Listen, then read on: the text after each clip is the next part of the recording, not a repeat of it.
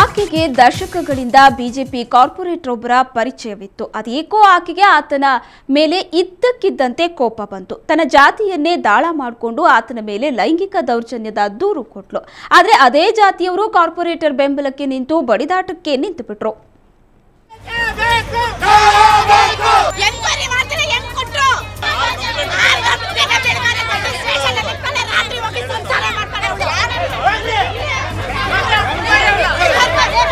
ಸಿದ್ದಾಪುರ ಠಾಣೆಯ ಮುಂದೆ ಭೈರಸಂದ್ರದ ಜನರು ಇವತ್ತು ರೊಚ್ಚಿಗೆದ್ದಿದ್ರು.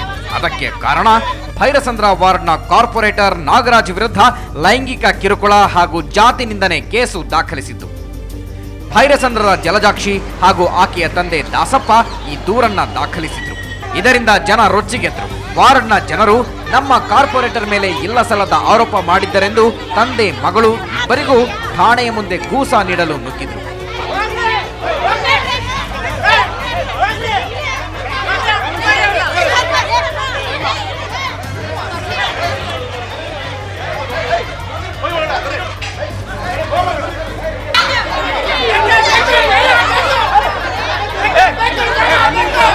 ಆದರೆ ಕಾರ್ಪೊರೇಟರ್ ನಾಗರಾಜ್ ತುಂಬಾ ವರ್ಷಗಳಿಂದ ಪರಿಚಿತ. ಅವರ ಜೊತೆ ಬಿಜೆಪಿಯಲ್ಲಿ ಕೆಲಸ ಮಾಡಿದ್ವಿ. ಈಗ ಅವರು ಜಾತಿ ನಿಂದನೆ ಮಾಡಿದ್ರು, ಪ್ರಾಣ ಬೆದರಿಕೆ ಹಾಕಿದ್ರು, ಮಗಳ ಮೇಲೆ ಲೈಂಗಿಕ ದೌರ್ಜನ್ಯ ಮಾಡಿದ್ರು ಅಂತ ಜಲಜಾಕ್ಷಿ ಮತ್ತು ಆಕೆಯ ತಂದೆ ಆರೋಪ ಮಾಡ್ತಾರೆ.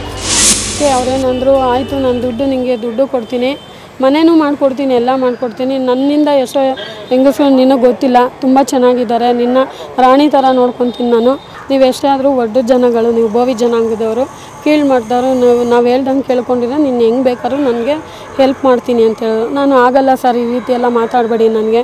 ಸ್ವಾಮಿ, ನಮ್ಮ ಜಾತಿ ನಿಂದನೆ ಮಾಡಿ ಹೀನಾಮಾನವಾಗಿ ನಮಗೆ ತೊಂದರೆ ಕೊಟ್ಟು ಚುನಾವಣೆಯಲ್ಲಿ ನಡೀತಾ ಇರೋಂಥ ಸಮಯದಲ್ಲಿ ನಮ್ಮ ಮೇಲೆ ಕೆಲವರ ಮಾತುಗಳನ್ನು ಕೇಳಿಕೊಂಡು ನಮ್ಮ ಮೇಲೆ ಹಾಗೆ ಸಾಧಿಸ್ಕೊಂಡಿದ್ದೇನೆ, ನಮ್ಮನ್ನು ಹೀಯಾಳಿಸ್ಕೊಂಡೇ ಬಂದರು. ಒಟ್ಟಿನಲ್ಲಿ ಕಾರ್ಪೊರೇಟರ್ ನಿಜವಾಗಲೂ ಈಕೆ ಮೇಲೆ ಲೈಂಗಿಕ ಕಿರುಕುಳ ನೀಡಿದ್ರ, ಜಾತಿ ಮುಂದಿಟ್ಟುಕೊಂಡು ಬೇಕಂತಲೇ ಕಾರ್ಪೊರೇಟರ್ ಮೇಲೆ ಸುಳ್ಳು ಪ್ರಕರಣ ದಾಖಲಿಸಿದ್ರ? ಇವೆಲ್ಲ ಪ್ರಶ್ನೆಗಳಿಗೆ ಪೊಲೀಸರ ತನಿಖೆಯಿಂದಲೇ ಉತ್ತರ ಸಿಗಬೇಕಿದೆ.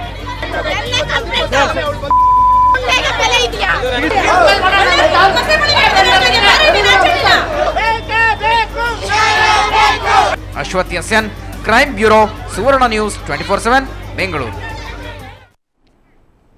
ಲೋಕಾಯುಕ್ತ ಪೊಲೀಸರು ಇವತ್ತು ಬೆಳ್ಳಂಬೆಳಿಗ್ಗೆ ಶಾಸಕರಿಗೆ ಶಾಕ್ ಕೊಟ್ಟರು. ಕಾಂಗ್ರೆಸ್ ಶಾಸಕ ಲೇಔಟ್ ಕೃಷ್ಣಪ್ಪ ಮತ್ತು ಪುತ್ರನ ಮನೆ ಕಚೇರಿಗಳ ಮೇಲೆ ಹಠಾತ್ ದಾಳಿ ನಡೆಸಿದ್ರು.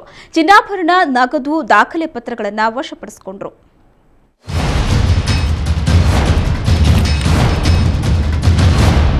ಇದು ವಿಜಯನಗರ ಶಾಸಕ ಲೇಔಟ್ ಕೃಷ್ಣಪ್ಪನವರ ಆರ್ಪಿಸಿ ಲೇಔಟ್ನ ಮನೆ. ಇಲ್ಲಿಗೆ ಇಂದು ಬೆಳಗಿನ ಜಾವ 6:30 ಹೊತ್ತಿಗೆ ಹಾಜರಾದದ್ದು ಲೋಕಾಯುಕ್ತ ಡಿವೈಎಸ್ಪಿ ಅಬ್ದುಲ್ ಅಹದ್ ನೇತೃತ್ವದ ತಂಡ. ನೇರವಾಗಿ ಒಳಗೆ ಬಂದವರೇ ಆ ತಂಡ ಶೋಧನೆ ಆರಂಭಿಸಿತು. ಆ ಕಡೆ ವಿಜಯನಗರ ಡಿಪೋ ಬಳಿ ಇನ್ನೊಂದು ಮನೆಗೆ ಡಿವೈಎಸ್ಪಿ ಗಿರೀಶ್ ತಂಡ ಅದೇ ಹೊತ್ತಿಗೆ ಪ್ರವೇಶಿಸಿತು. ಅದು ಶಾಸಕ ಕೃಷ್ಣಪ್ಪನವರ ಸ್ನೇಹಿತ ಪಾಲುದಾರ ಅಶೋಕ್ ಗೌಡ್ರ ಮನೆ.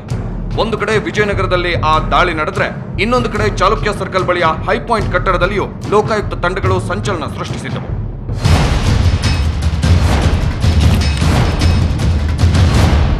ಹೈಪಾಯಿಂಟ್ ಕಟ್ಟಡದಲ್ಲಿ ಲೇಔಟ್ ಕೃಷ್ಣಪ್ಪನವರು ಶ್ರೀ ಲಕ್ಷ್ಮೀ ನರಸಿಂಹ ಎಂಟರ್ಪ್ರೈಸಸ್ ಹೆಸರಿನ 2 ಕಚೇರಿಗಳನ್ನು ಹೊಂದಿದ್ದಾರೆ. ಈ 2 ಕಚೇರಿಗಳ ಮೇಲೆ ಡಿವೈಎಸ್ಪಿಗಳಾದ ಪ್ರಸನ್ನಕುಮಾರ್ ಮತ್ತು ಮಂಜುನಾಥ್ ನೇತೃತ್ವದ 2 ಪ್ರತ್ಯೇಕ ತಂಡಗಳು ರೇಡ್ ಬಿದ್ದವು. ಮಧ್ಯಾಹ್ನದವರೆಗೂ ನಡೆದ ಈ ಶೋಧನೆಯಲ್ಲಿ ಸಿಕ್ಕ ಆಸ್ತಿಪಾಸ್ತಿಗಳೇನೂ ಕಡಿಮೆ ಅಲ್ಲ. ಲೇಔಟ್ ಕೃಷ್ಣಪ್ಪನವರ ಮನೆಯಲ್ಲಿ ಸುಮಾರು 7 ಲಕ್ಷ ರೂಪಾಯಿ ನಗದು ದೊರೆತರೆ 1 ಕೆಜಿಯಷ್ಟು ಚಿನ್ನ, 8 ಕೆಜಿಗಳಷ್ಟು ಬೆಳ್ಳಿ, 20 ಲೇಔಟ್ಗಳ ದಾಖಲೆಗಳು, ಆರ್ಪಿಸಿ ಲೇಔಟ್ನಲ್ಲಿ ಖರೀದಿಸಲಾಗಿರುವ ಒಂದು ಸೈಟ್ನ ಕ್ರಯ ಪತ್ರಗಳು ದೊರೆತಿವೆ. ಇನ್ನು ಕೃಷ್ಣಪ್ಪನವರ ಕಚೇರಿಯಲ್ಲಿ ಸಿಕ್ಕಿದ್ದು ಕೂಡ ಕಡಿಮೆ ಏನಲ್ಲ. ಬ್ಯಾಂಕ್ ದಾಖಲೆಗಳು, ಬಡಾವಣೆ ನಕಾಶೆಗಳು, ವಿಂಡ್ ಮಿಲ್ ಮತ್ತು ಮರ್ಸಿಡಿಸ್ ಬೆನ್ಸ್ ಕಾರಿನ ದಾಖಲೆಗಳು ದೊರೆತಿವೆ. ಮನೆ ಮತ್ತು ಕಚೇರಿಗಳಲ್ಲಿ ದೊರೆತಿರುವ ಇತರೆ ದಾಖಲೆಗಳ ಪರಿಶೀಲನೆ ಮತ್ತು ಗೃಹೋಪಯೋಗಿ ವಸ್ತುಗಳ ಮೌಲ್ಯಮಾಪನ ನಡೆಯುತ್ತಿದೆ. ಶಾಸಕ ಕೃಷ್ಣಪ್ಪನವರ ಪುತ್ರ ಗೋವಿಂದರಾಜನಗರ ಶಾಸಕ ಪ್ರಿಯಕೃಷ್ಣರಿಗೆ ಸಂಬಂಧಿಸಿದ ಕೆಲವು ದಾಖಲೆಗಳನ್ನು ವಶಪಡಿಸಿಕೊಳ್ಳಲಾಗಿದ್ದು ಅವುಗಳ ಪರಿಶೀಲನೆ ನಡೆಯುತ್ತಿದೆ. ರವಿಕುಮಾರ್ ಜೊತೆ ದತ್ತರಾಜ್, ಕ್ರೈಮ್ ಬ್ಯೂರೋ, ಸುವರ್ಣ ನ್ಯೂಸ್ 24/7, ಬೆಂಗಳೂರು. ರಾಜ್ಯದೆಲ್ಲೆಡೆ ಈಗ ಬಿಸಿಲ ಧಗೆ. ಬೆಂಗಳೂರಲ್ಲಂತೂ ಜನ ಹೊರಬರುವುದಕ್ಕೆ ಹೆದರುತ್ತಾ ಇದ್ದಾರೆ. ಹವಾಮಾನ ವೈಪರೀತ್ಯದಿಂದಾಗಿ ಚಳಿಗಾಲದ ಅಂತ್ಯದಲ್ಲೇ ಆರಂಭವಾಗಿರೋ ಈ ಬಿಸಿಲ ಬೇಸಿಗೆ ವೇಳೆಗೆ ಇನ್ನಷ್ಟು ಕಾವೇರಲಿದೆ.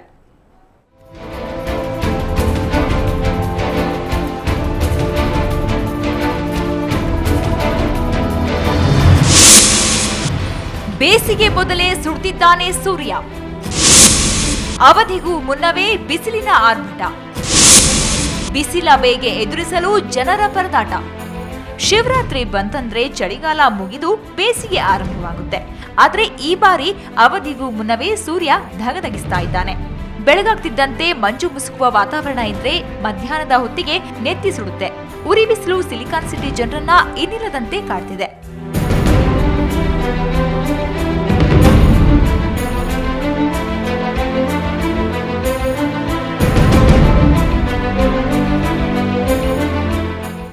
ಕಳೆದ ವರ್ಷ ಫೆಬ್ರವರಿಯಲ್ಲಿ 32 ಡಿಗ್ರಿ ಸೆಲ್ಸಿಯಸ್ ಇದ್ದ ಉಷ್ಣಾಂಶ ಈ ವರ್ಷ 32.5 ಡಿಗ್ರಿ ಸೆಲ್ಸಿಯಸ್ಗೆ ಏರಿದೆ. ಈ ವರ್ಷ ಮಳೆ ಪ್ರಮಾಣ ಕಡಿಮೆಯಾಗಿದ್ದೇ ಧಗೆ ಹೆಚ್ಚಲು ಕಾರಣ ಅಂತಾರೆ ತಜ್ಞರು. ಮುಂಬರುವ ದಿನಗಳಲ್ಲಿ ಉಷ್ಣಾಂಶ 35 ಡಿಗ್ರಿ ಸೆಲ್ಸಿಯಸ್ಗಿಂತಲೂ ಹೆಚ್ಚಾಗುವ ಸಾಧ್ಯತೆ ಇದೆ ಅಂತ ಹವಾಮಾನ ಇಲಾಖೆ ತಿಳಿಸಿದೆ. ಫೆಬ್ರವರಿ ತಿಂಗಳಲ್ಲಿ ಸಾಮಾನ್ಯವಾಗಿ 33ರಿಂದ 35 ಡಿಗ್ರಿ ತನಕ ಜಾಸ್ತಿ ಹೋಗುತ್ತೆ ಟೆಂಪರೇಚರು. ಸೊ ಅತಿ ಹೆಚ್ಚು ಅಂದರೆ ಈಗ ಕಳೆದ ಒಂದು ವರ್ಷದಲ್ಲಿ ನೋಡಬೇಕು ಅಂದರೆ 2007ನಲ್ಲಿ 35.9 ಅಷ್ಟು ಡಿಗ್ರಿ ಸೆಂಟಿಗ್ರೇಡ್ ಜಾಸ್ತಿ ಹೋಗಿತ್ತು. ಕಳೆದ ವರ್ಷ ಉಷ್ಣಾಂಶ ಅಂದರೆ 32.2 ಡಿಗ್ರಿ ಗರಿಷ್ಠ ಉಷ್ಣಾಂಶ ಫೆಬ್ರವರಿ ತಿಂಗಳಲ್ಲೆಲ್ಲ ಬಂದಿದ್ದು ಅದೇ ಅತ್ಯಧಿಕ ಉಷ್ಣಾಂಶ. ಸೊ ಅದರಿಂದ ಉಷ್ಣಾಂಶ ಹೆಚ್ಚುತ್ತಾ ಹೋಗುತ್ತೆ. ಸೊ ಒಂದು ಪೂರ್ವದ ಇದು ಯಾವುದು ವಾಯುಭಾರ ಕುಸಿದ ಅಲೆಯ ಒಂದು ಪ್ರಭಾವದಿಂದ ದಕ್ಷಿಣ ತಮಿಳುನಾಡು ಮತ್ತು ಕೇರಳ ಭಾಗದಲ್ಲಿ ಸ್ವಲ್ಪ ಐಸೋಲೇಟೆಡ್ ಒಂದೆರಡು ಸ್ಥಳಗಳಲ್ಲಿ ಮಳೆಯಾಗುತ್ತೆ. ಇನ್ನು ಕೆಲವೊಮ್ಮೆ ಸಮುದ್ರದ ಚಳಿಗಾಳಿಯಿಂದ ಕರಾವಳಿ ಹಾಗೂ ಒಳನಾಡಿನಲ್ಲಿ ತೇವಾಂಶ ಹೆಚ್ಚಾಗಿ ಚಳಿಯ ಅನುಭವ ಆಗ್ತಿದೆ. ಆದ್ರೆ ಮಧ್ಯಾಹ್ನದ ವೇಳೆ ಮಾತ್ರ ಬಿಸಿಲು ಜನರನ್ನ ಬೆಂಡಾಗಿಸ್ತಾ ಇದೆ. ಇನ್ನು ಬೇಸಿಗೆಯೇ ಶುರುವಾಗಿಲ್ಲ, ಆಗ್ಲೇ ಬಿಸಿಲು ಸುಡ್ತಿದೆ. ಇನ್ನು ಬಿರು ಬೇಸಿಗೆಯಲ್ಲಿ ಹೇಗೋ ಅಂತ ಜನರು ಆತಂಕ ಪಡ್ತಿದ್ದಾರೆ.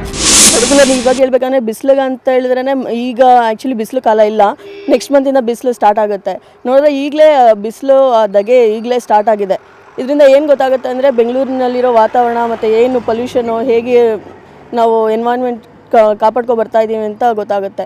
ಇನ್ನು ಯಾರು ಮುಂದಿನ ಜನ್ರೇಷನ್ಗೆ ನಾವು ಅಟ್ಲೀಸ್ಟ್ ಇನ್ನೂ ಚೆನ್ನಾಗಿ ಕೊಡ್ದಿರೋ ಇನ್ನೂ ಒಳ್ಳೆ ವೆದರ್ ಕೊಡಲಿಲ್ಲ ಅಂದರೂ ಈಗಿರೋ ವೆದರ್ನಾದರೂ ಕಾಪಾಡ್ಕೊ ಬರೋದಕ್ಕೆ ಇನ್ನೂ ಗಿಡ ಮರಗಳನ್ನ ಚೆನ್ನಾಗಿ ನೆಡಬೇಕು.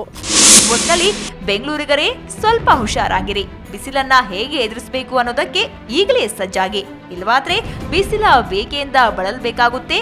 B careful. ಮಮತಾ ಮರ್ಧಾಳ, ಸುವರ್ಣ ಸುದ್ದಿವಾಹಿನಿ, ಬೆಂಗಳೂರು.